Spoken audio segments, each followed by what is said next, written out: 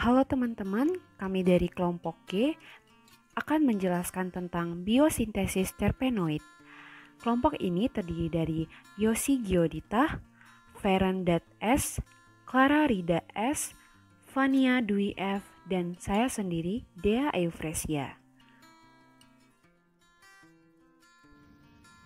Terpenoid merupakan senyawa kimia yang terdiri atas beberapa unit isopren. Kebanyakan terpenoid memiliki struktur siklik dan mempunyai satu gugus fungsi atau lebih. Umumnya, terpenoid larut dalam lemak. Terpen termasuk karotenoid yang memiliki peran penting dalam fotosintesis sebagai komponen kompleks pemanjang cahaya. Terpen merupakan senyawa pelindung dari intensitas cahaya yang tinggi, tetapi juga merupakan senyawa antioksidan seperti tokoferol. Terpen diklasifikasi menjadi dua bagian. Yang pertama, senyawa esensial. Ini termasuk karotenoid yang memiliki peran penting dalam fotosintesis dan senyawa antioksidan seperti tokoferol. Yang kedua, senyawa non-esensial. Ini termasuk monoterpen yang dihasilkan dalam kondisi stres. Banyak hormon tumbuhan yang termasuk dalam terpenoid, tetapi terpenoid di sini merupakan molekul pemberi sinyal yang penting untuk pertumbuhan dan perkembangan tumbuhan, serta terbentuk dalam jumlah yang cenderung sedikit, sehingga seringkali tidak dianggap metabolisme sekunder.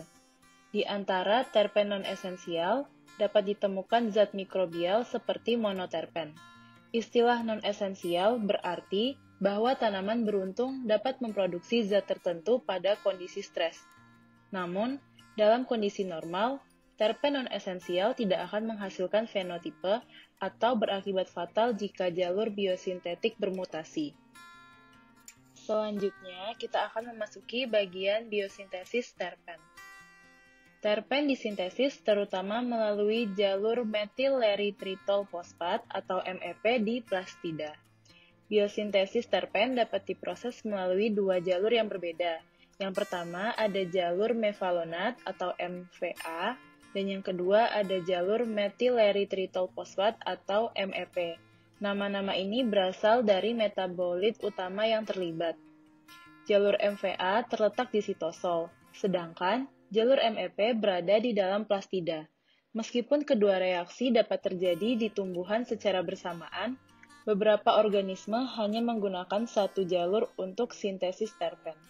Kedua jalur ini berinteraksi satu sama lain, karena keduanya penting untuk sintesis yang disebut building block, isopentenyl difosfat atau IPP, dan dimetilalil difosfat atau DMAP, yang digunakan dalam sintesis terpen dengan berat molekul lebih tinggi melalui penambahan head to tail.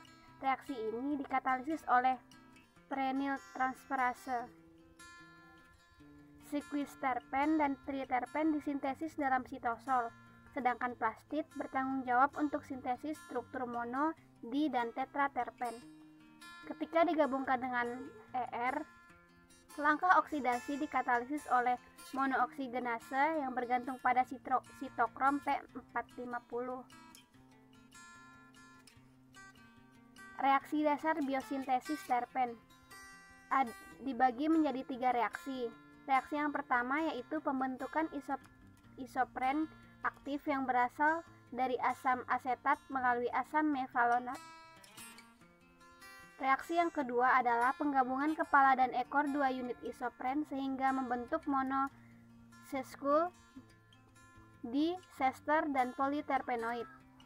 Reaksi yang terakhir yaitu penggabungan ekor dan ekor dari unit C15 atau C20 sehingga menghasilkan triterpenoid dan steroid. Skema umum biosintesis terpen. Biosintesis terpen bisa berlangsung di dua kompartemen yang berbeda. Yang pertama di sitosol dan kloroplas. Kedua ini menggunakan jalur yang berbeda. Kalau di sitosol itu menggunakan jalur yang bernama jalur mevalonat atau MVA. Dia akan menghasilkan sesquiterpenes dan triterpenes. Sedangkan jalur pada plastida dan yang di kloroplas itu menggunakan jalur MEP yang menghasilkan sintesis monoterpen, diterpenes, dan tetraterpen. Kemudian di sitosol menggunakan retikulum endoplasma untuk menjadi tuan rumah monooksigenase yang nanti akan bergantung pada sitokrom P450 yang berfungsi dalam mengkatalis berbagai reaksi oksidasi. Jalur tersebut dianggap saling berinteraksi.